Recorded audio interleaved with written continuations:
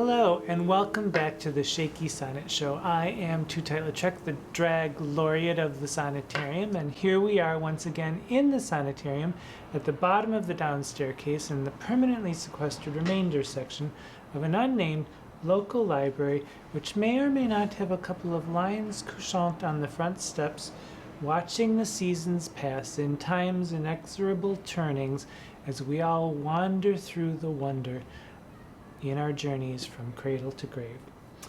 Today, we're looking at two heartfelt, clear, and sincere sonnets, Sonnets 73 and 74.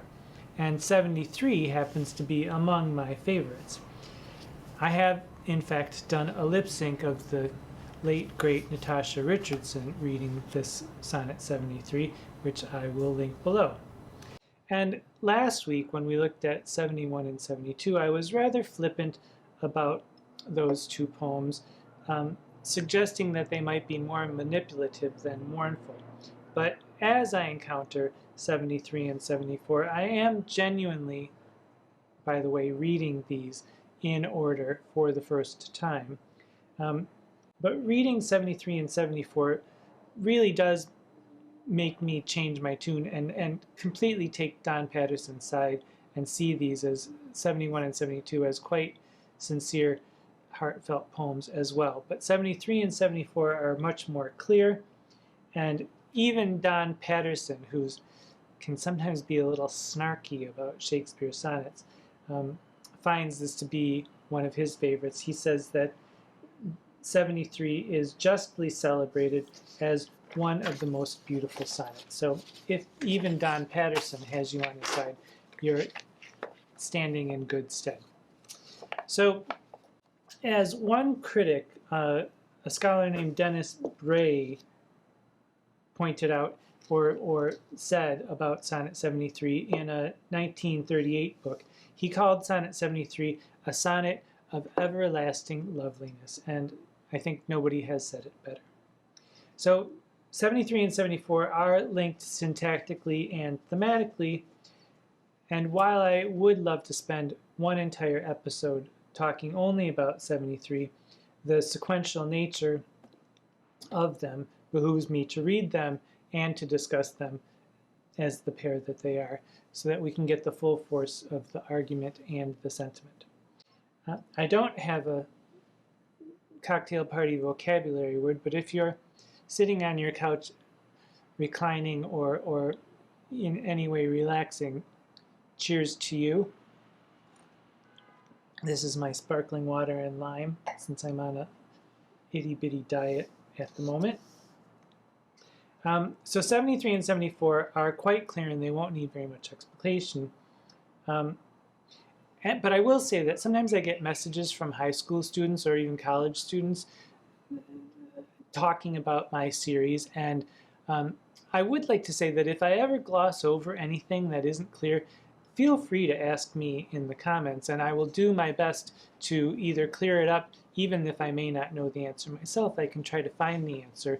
And even if we disagree on the interpretation of some things, Shakespeare is open to many interpretations, and I would be happy to discuss that with you as well. And for those of you who are no longer in high school or college, and if you know college students or anyone in fact who may feel slightly intimidated by Shakespeare or poetry in general, send them along, because why not have them listen to a tattered old drag queen blather away about Shakespeare sonnets? It's an okay way to spend an afternoon. It's better than being out on the streets, okay? That's all I'm saying. So we'll read Sonnet 73 and 74 together and then discuss them. Sonnet 73 and 74. That time of year thou mayst in me behold, when yellow leaves, or none, or few, do hang upon those boughs which shake against the cold. Bare ruined choirs, where late the sweet birds sang. In me thou seest the twilight of such day, as after sunset fadeth in the west, which by and by black night doth take away, death's second self, that seals up all in rest.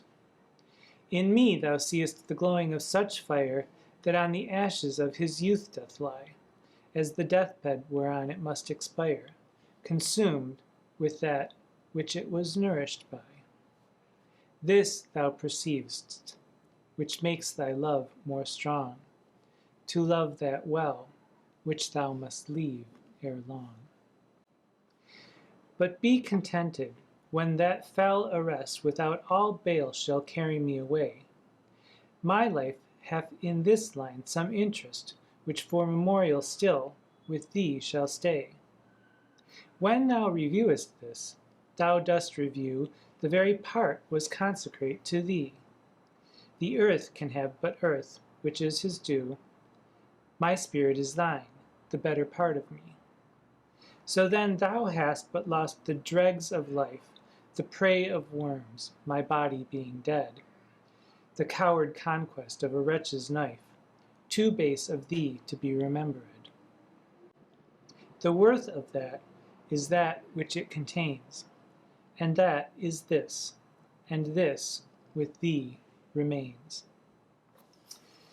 So, very clear, very lovely. It's a departure from 71 and 72, where we do go back to the poet saying, even after I'm dead, my poems will remain.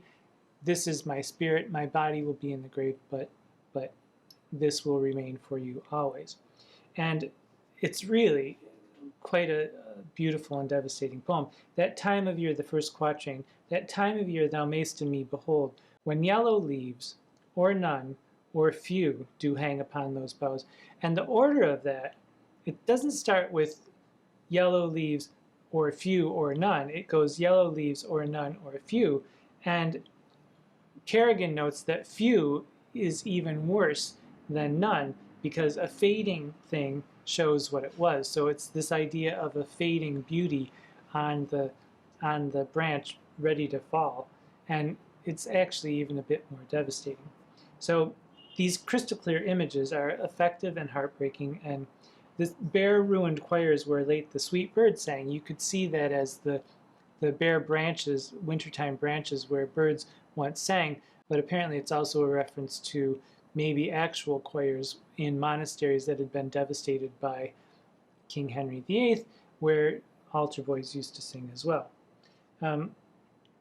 There is a suggestion by some editors that leaves, when yellow leaves or none or few, that there is some sort of bookish intent, that the leaves could be the pages of a book. But Patterson says, and I agree completely, that readers are welcome to ignore the clever, the meretricious, and the crude, wherever they feel that they need to. And I don't think that that's necessarily a bad idea in here. Here, let's just leave leaves as leaves. Okay? Leave it at that, if you will. So the second quatrain, the first quatrain, you may see autumn leaves about to fall. Second quatrain, it goes to the day. You may see the twilight of such day as after sunset fadeth in the west, and you can actually almost see the sunset going down and night eclipsing it and taking it over with dark, which by and by black night doth take away death's second self that seals up all in rest. And death's second self would be night. You know, you can rest in death and you can also rest at nighttime. And then the third quatrain, in me thou seest the glowing of such fire, and here we go to a more earthly image, the glowing of such fire that on the ashes of his youth doth lie, as the deathbed whereon it must expire, consumed with that which it was nourished by. And so you see how the fire, the wood that makes the fire burn is consumed by the fire, and it's actually, they're competing with each other for existence in this one moment. And it's really quite a, these eclipsing of one set of life versus death it's gradual, and it's easy, and it's beautiful, and the way that it's, and then in this the very last line, 14, to love that well which thou must leave ere long. And here we have leave in another sense, and that does bring home that whole autumn leaf falling thing. And I say ding dong darling to that. Gorgeous. And then we go on to 74. But, which is a continuation, but be contented when that fell arrest. And I love that fell arrest. Be contented when that fell arrest without all bail shall carry me away. This idea of being taken away unwillingly, as one often is when one dies. But don't worry, I'll leave something behind when I'm gone. My life hath in this line some interest, which for memorial still with thee shall stay. So it's the idea of an arrest as if he's being taken off to jail, but there's, money left behind or memorial that will stay behind for you. This poem will be what I leave behind, my payment to you when I'm gone. When thou reviewest this, thou dost review. And here we have review as in another way of saying reviewest, but also to see it again. The very part was consecrated to thee. When you look at this poem, you will see that this was consecrated to you. The earth can have but earth, so this is ashes to ashes and dust to dust. When I go, I'm gone. But this poem will remain, the better part of me. My spirit is thine, the better part of me. And then the third quatrain. So then thou hast but lost the dregs of life, the prey of worms, my body being dead. And here, it's a description of the body being in the grave, but it's pounded home with those wonderful monosyllables. The dregs of life, the prey of worms. Pretty desolate, pretty descriptive, quite a vivid image. My body being dead, the coward conquest of a wretch's knife, as if, perhaps he's been murdered in a bar fight, the way that Christopher Marlowe had during that time. Too base of thee to be remembered. So my body isn't worth remembering. It's the better part of me, my spirit, my love that I have for you that I put into this sonnet. The worth of that is that which it contains, and that is this, and this with thee remains. So this with thee remains. The poem will stay with the beloved, or the poem will be together with the beloved so that they will both endure over time. Either, the beloved has this poem to read, or after the beloved is gone too, both of them will exist in the world.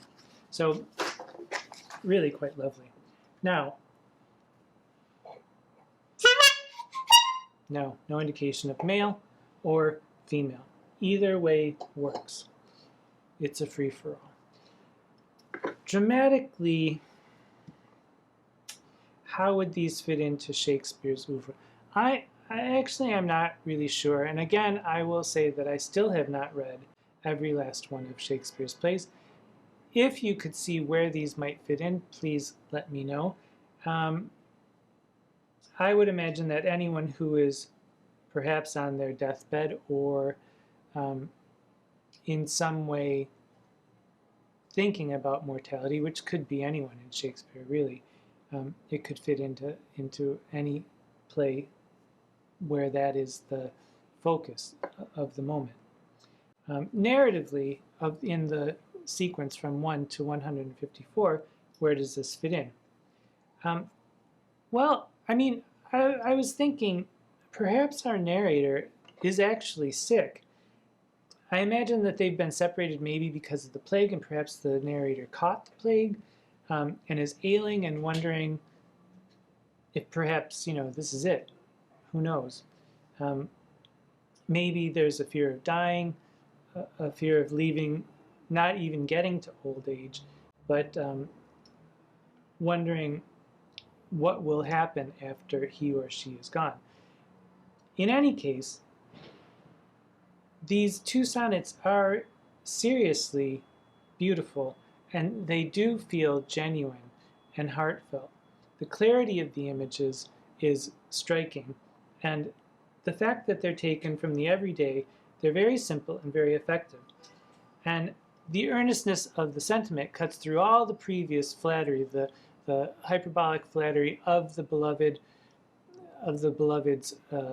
beauty, and the hyperbolic flattery of the narrator's own poetic powers. These two seem to cut all through that, saying basically, I am making a thing called the sonnet, and I'm doing it for you, and thank you for inspiring me. And it's all I have, and all I have is yours. Gorgeous. Likewise, viewers, all I have is yours, and all we have are the wonders that are in the world all around us at all times. Let's together pay attention to them and to each other. Until we meet again. I'm Tootight Lautrec.